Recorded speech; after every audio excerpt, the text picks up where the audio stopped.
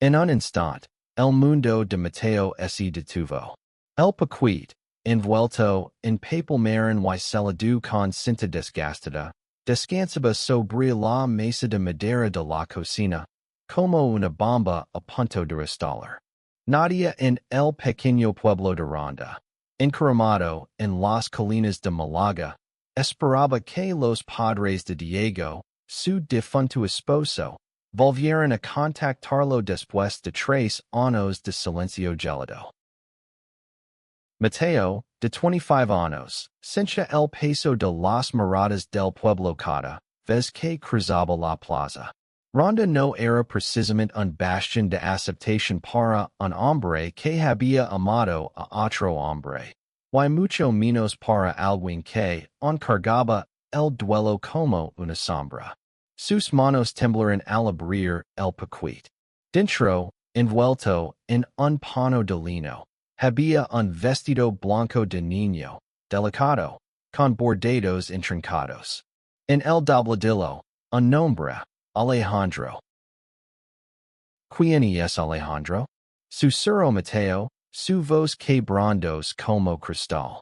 No había ningún niño en su vida, ningún hijo que el Diego hubieran tenido. Pero el vestido era real, tangible, y el nombre parecía gritar desde el tejado. Carmen, su madre, una mujer de 50 años con el rostro endurecado por años de trabajo en el campo, entró en la cocina. Sus ojos, siempre cálidos pero astutos, se posaron en el vestido. Mateo, ¿qué es esto? Preguntó, su tono mezcla de preocupación y curiosidad. No lo sé, mamá. Es de los padres de Diego. No entiendo, respondió, sintiendo como la confusión se mezclaba con el dolor que aún no había sanado. Carmen se acercó y tocó el vestido con cuidado, como si temiera que se desvaneciera. Ellos no te han hablado desde el funeral. ¿Por qué ahora? ¿Y por qué un vestido? Dijo, frunciendo el seno.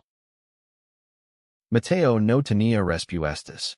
Diego, su amor, había muerto en un accidente de coche en la carretera serpenante que bajaba de Ronda.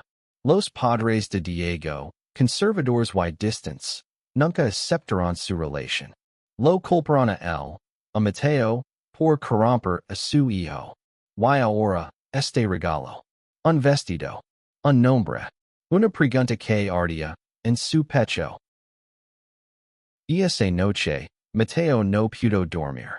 El vestido descansaba sobre la silla de su habitación, iluminado por la luz platita de la luna que se colaba por la ventana.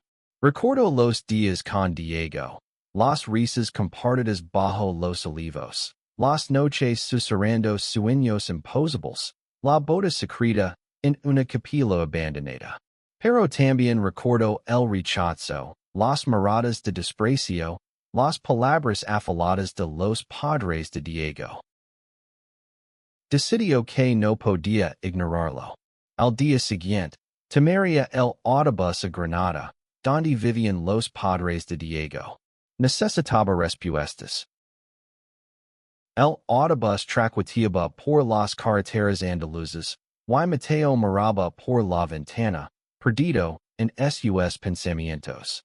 El vestido, cuidadosamente doblado en su mochila, parecía pesar más que el mundo entero. Cada cava del camino lo recordaba a Diego, a sus paseos en moto, a las promesas de un futuro que nunca llegó. En el asiento de al lado, un joven de unos 27 años, Javier, lo observaba con disimulo. Javier era alto, de cabello negro azabache y ojos que parecían guardar un secreto. Era un desconocido, pero había algo en su postura, en la forma en que sus dedos tamborileaban nerviosamente, que intrigaba a Mateo. ¿Vas a Granada? Preguntó Javier, rompiendo el silencio. Mateo asintió, sin ganas de hablar. Pero Javier insistió. Soy de Ali. Negocios o placer? Algo personal, respondió Mateo, cortante. Javier sonrió, una sonrisa que era a la vez cálida y enigmática. Granada tiene una manera de decentrar cosas personales, ¿sabes? Y es como es la ciudad hablar contigo. Mateo no respondió, pero las palabras de Javier quedaron con él. Cuando el autobús llegó a Granada, despidieron con un simple gesto. Sin embargo, algo en la mirada de Javier lo dejó inquieto, como supiera más de lo que decía. La casa de los padres de Diego era una construcción antigua en el barrio del Albayazín, con paredes blancas y un patio lleno de geranios. Mateo llamó a la puerta, con el corazón latiendo como un tambor. La madre de Diego, Isabel, abrió. Su rostro, antes severo, ahora estaba marcado por el cansancio. ¿Qué haces aquí? Preguntó, sin un ápice de calidez. Recibí el paquete, dijo Mateo, sacando el vestido.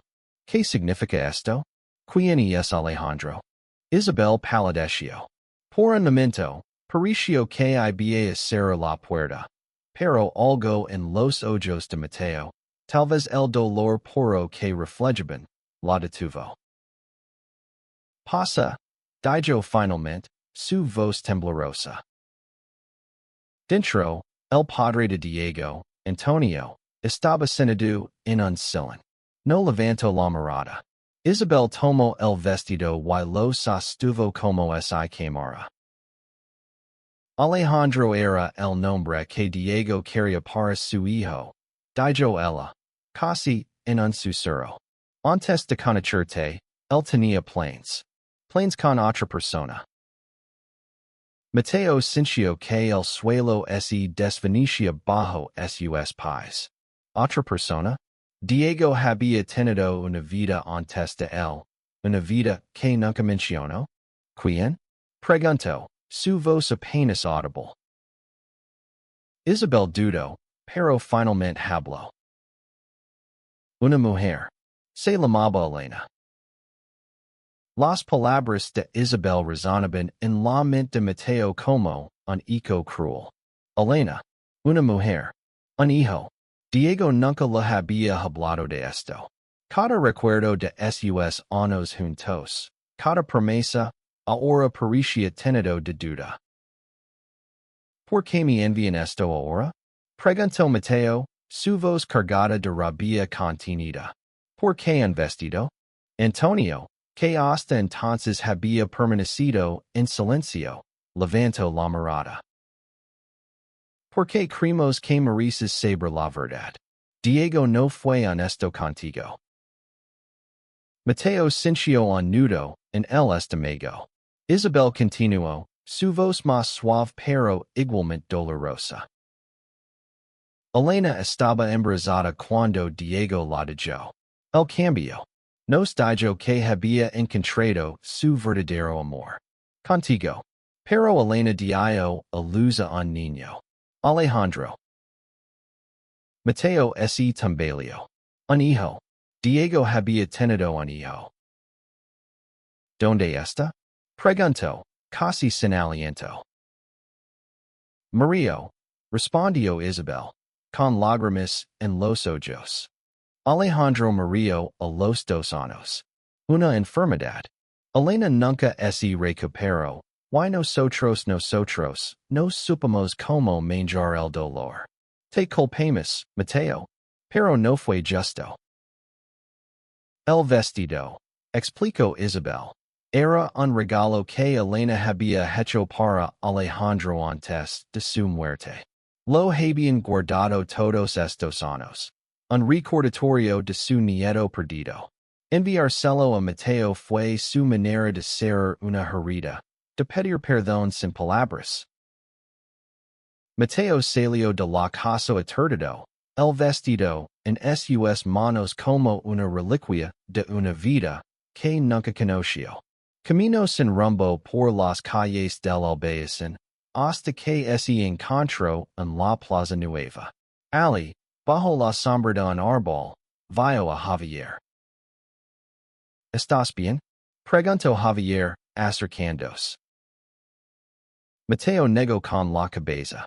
Sin saber por qué, lo contó todo. Diego, el vestido, Alejandro, la verdad que lo estaba destrozando.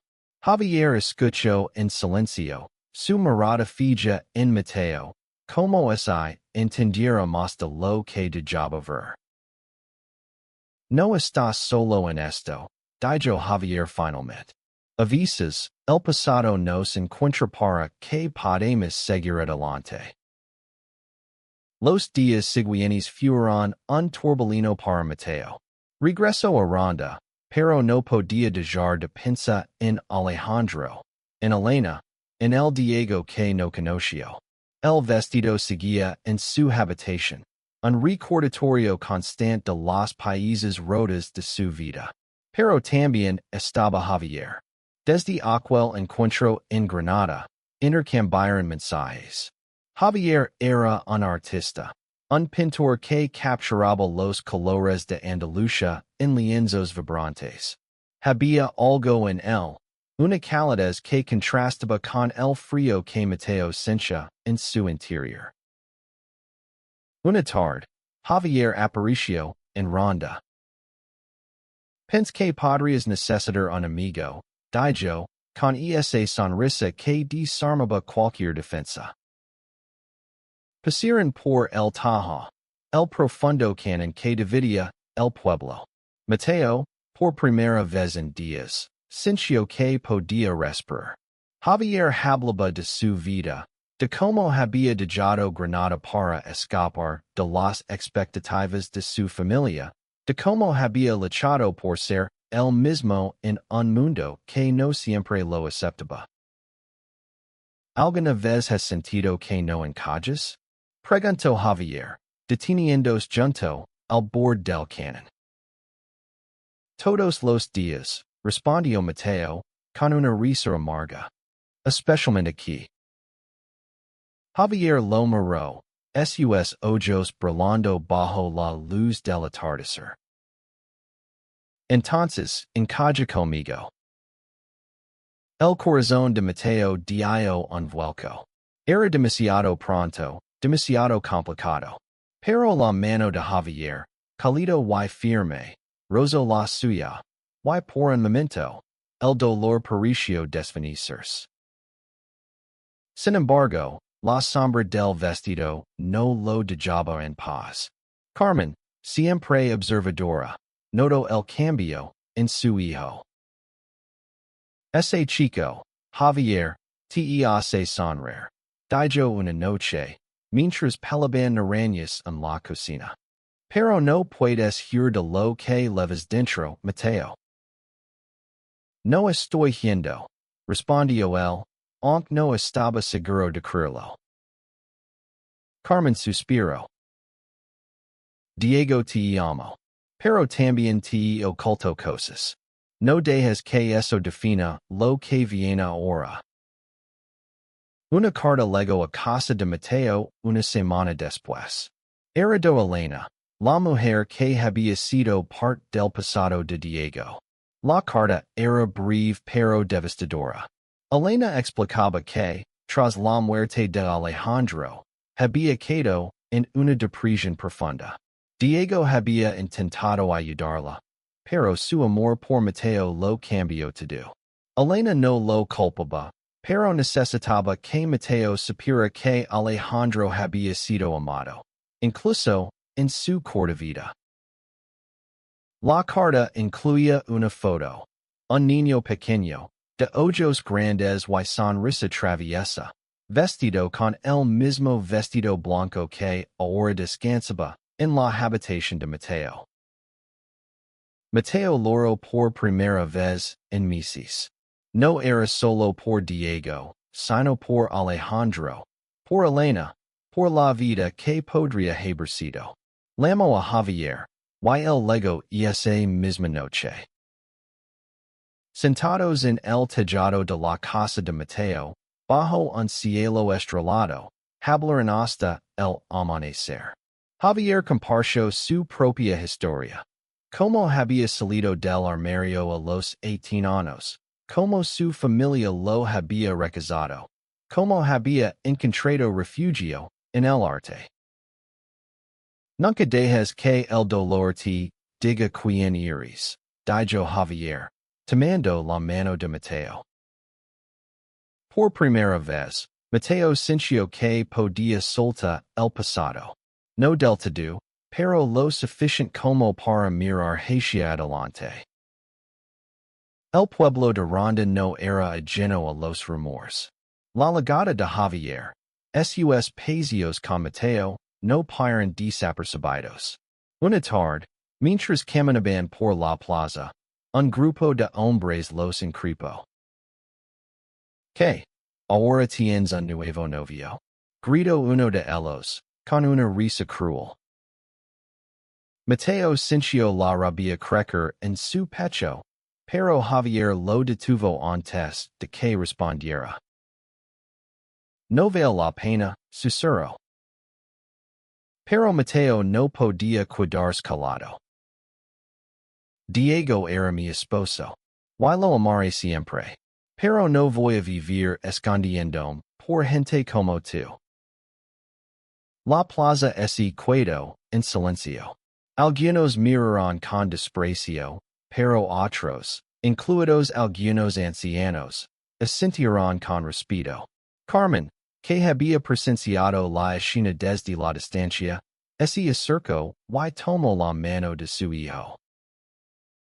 Vámonos a casa, dijo, con orgullo en la voz.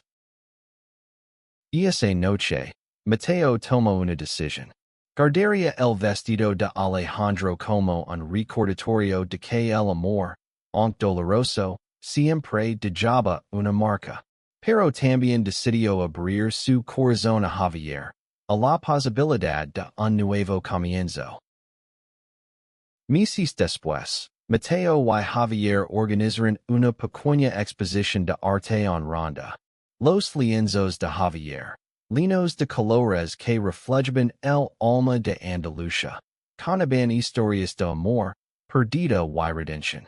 En el centro de la exposición, había un cuadro especial, un vestido blanco flotando en un campo de olivos, con el nombre Alejandro escrito en el cielo.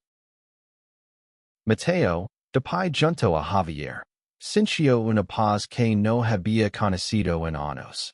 El vestido, ahora colgado en su habitación como un símbolo, no era solo un recordatorio del pasado, sino una prueba de que el amor podía sanar, incluso las heridas más profundas. Carmen, que asistió a la exposición, abrazó a ambos.